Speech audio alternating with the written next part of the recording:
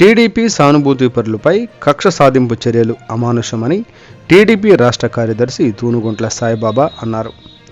బాపట్ల జిల్లా వేమూరు నియోజకవర్గం బట్టిప్రోలు గ్రామంలో టీడీపీ సానుభూతిపరులు అనే నెపంతో ఇద్దరు గ్రామ వాలంటీర్లను విధుల నుండి తొలగించడం దుర్మార్గమన్నారు. కులం చూడం, మతం చూడం, పార్టీ చూడం అంటూ అదే పార్టీ సిద్ధాంతంగా చెప్పుకుంటూ ఇలాంటి నీచమైన చర్యలు చేయడం తగదని సాయిబాబా అన్నారు. వైఎస్ఆర్సీపీ కార్యకర్తలకు వైసీపీ కండువాలు కప్పి టీడీపీ నుండి వైసీపీలోకి వలసలు అని ఆ పార్టీ నాయకులు చెప్పుకోవడం సిగ్గుచేటు అని అన్నారు. కొన్ని విధానాల్ని ప్రశ్నించే నిమిత్తం ఈ రోజున ఈ ప్రెస్ కాన్ఫరెన్స్ ఏర్పాటు చేశాం. వచ్చినటువంటి ప్రెస్ రిపోర్టర్స్కి అలాగే మా తోటి కార్యకర్తలందరికీ కూడా ముందుగా నమస్కారం తెలియజేస్తూ, మొదటి తెలుగుదేశం జనసేన పార్టీలు ప్రకటించినటువంటి జాబితాలో వేమూరు నియోజకవర్గానికి 4వ పర్యాయం తెలుగుదేశం అభ్యర్థిగా పోటీ చేస్తున్నటువంటి నక్కా ఆనందబాబు గారిని మొదటి లిస్టులో ప్రకటించినటువంటి చంద్రబాబు నాయుడు గారికి ధన్యవాదాలు తెలియజేస్తూ, అలాగే ఆనందబాబు గారికి మా తెలుగుదేశం పార్టీ తరఫున శుభాకాంక్షలు తెలియజేస్తూ ఉన్నాం. అదేవిధంగా ఈరోజు తెలుగుదేశం పార్టీ ఆధ్వర్యంలో మేము కొన్ని పోరుబాట కార్యక్రమాలను ఎంచుకుని కొన్ని సమస్యల మీద మేము ప్రజల దృష్టికి వెళ్ళినటువంటి విషయం మీ అందరికీ తెలుసు. అయితే ఈ సందర్భంలో మరి మా పార్టీ తెలుగుదేశం పార్టీ సానుభూతి పరులుగా ఉండి మా కార్యక్రమాల్లో పాల్గొంటున్నారనేటటువంటి నెపంతో అధికార పార్టీ వాళ్ళు చూపించినటువంటి జులుం ఏదైతే ఉందో దాన్ని మేము తీవ్రంగా ఖండిస్తూ వాళ్ళ జులుంకి ఈరోజు ఇబ్బంది పడుతూ మరి సమస్యలకి ఎదురెళ్ళేటటువంటి పరిస్థితుల్లో ఈ రోజున కొంతమంది బట్టిప్రోలు గ్రామంలో ఉన్నారు.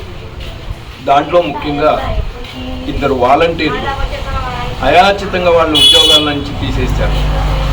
ఒకటి ఓట్ల ఇందిర, అద్దేపల్లికి సంబంధించినటువంటి అమ్మవారి చెట్టు ఏరియాలో వాలంటీర్గా ఉన్నటువంటి అమ్మాయి. ఆ అమ్మాయి భర్త ఓట్ల వెంకటేశ్వరరావు తెలుగుదేశం పార్టీ అభిమానిగా కార్యకర్తగా పనిచేస్తూ జరుగుతున్నటువంటి అవినీతిని ప్రశ్నించేటటువంటి దాంట్లో మరి ఆయన ముందుండి మాట్లాడుతున్నటువంటి నేపథ్యంలో మరి ఇతన్ని చూసి ఆ అమ్మాయిని వాలంటీర్గా తీసేశారు. అలాగే రెండవ సంఘటన నాదెండ్ల మార్కండేయులు అని చెప్పని ఈ అబ్బాయి రైలు గేట్ ఏరియాకి సంబంధించి రైలుపేటలో వాలంటీర్గా పనిచేస్తున్నాడు. వాళ్ళ తండ్రి శ్రీనివాసరావు అని చెప్పని వీళ్ళ అబ్బాయి. ఇతను తెలుగుదేశం పార్టీ సానుభూతిపరుడు. విఠలేశ్వర నగర్ సందర్భంలో పోరుబాట కార్యక్రమం నిర్వహించినప్పుడు ఆ ప్రాంతంలో ఉన్నటువంటి సమస్యల్ని అధికార పార్టీ వాళ్ళు ఏ రకంగా అయితే త్రోసిపుచ్చి ఆ ప్రజలకి సమస్యలు పరిష్కరించకుండా వదిలిపెట్టారో నాగార్జున్ని అతను చెప్పినటువంటి మాటని ఇతను డైరెక్ట్గా ఆ రోజున పోరుబాటులో మాకు వివరించడం జరిగింది. ఈ సమస్యలేవి మాకు పట్టవు, మేము పట్టించుకోము, మీకు ఎవరైతే ఇంతకుముందు చేశారో వాళ్ళ దగ్గరికి పోయి చేయించుకోండి, మేము చెయ్యము అని నాగార్జున గుడి దగ్గరికి వచ్చినటువంటి సందర్భంలో ఆ ప్రాంతవాసులందరికీ ఆయన చెప్పినటువంటి మాట. దానివల్ల అక్కడ ఉన్నటువంటి ప్రజలు ఈ 5 ఏళ్లుగా వాళ్ళు ఇబ్బంది పడతానే ఉన్నారు. వర్షాలు వచ్చినప్పుడు వర్ణనాతీతం వాళ్ళ బాధలు అక్కడ. అటువంటి సంఘటనని మంత్రిగా అయ్యుండి ఈ రకంగా మమ్మల్ని ఇబ్బందుల్లోకి నెట్టి మా సమస్యలు పరిష్కరించకుండా ఆనందబాబు చేత చేయించుకోండి అన్నటువంటి మాటని ఈ వ్యక్తి మన శ్రీనివాసరావు అనేటటువంటి వ్యక్తి ఆ రోజున పోరుబాటులో చెప్పినందుకు అతని కొడుకు మార్కండేయులు అనే అతను వాలంటీర్. అతను రైలుపేటలో ఉండేటటువంటి ప్రాంతానికి సంబంధించినటువంటి వాలంటీర్గా ఉంటే అతని నుంచి తొలగించేశారు ఆ బాధ్యతల్లో నుంచి. మీ నాన్న మాకు వ్యతిరేకంగా మాట్లాడాడని చెప్పని తీసేయడం జరిగింది. అంటే ఇది ఎంతవరకు సబబు? ఇది అంటే రాజకీయాలకి ముడిపెడుతూ పిల్లల భవిష్యత్తుని ప్రశ్నార్థకం చేస్తారా మీరు?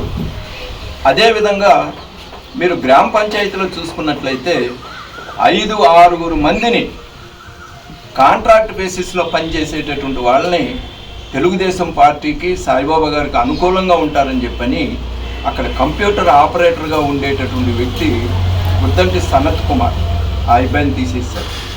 అక్కడ ఫిట్టర్గా పనిచేసేటటువంటి కుక్కల గోపీకృష్ణ అతన్ని తీసేశారు.